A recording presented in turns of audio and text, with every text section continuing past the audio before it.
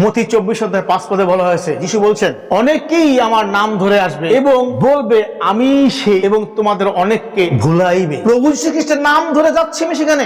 আমি সেই লোক, যে লোক সেই মিথ্যা যিশু। আপনি সেই লোক, যে সেই মিথ্যা যিশু, যে ভুল গসপেল বা প্রসপারিটি গসপেল দিয়ে আরেকজনকে ভুলিয়ে নিয়ে আসতেছে। জীবনের গসপেল দিচ্ছি না আমরা কি দিচ্ছি?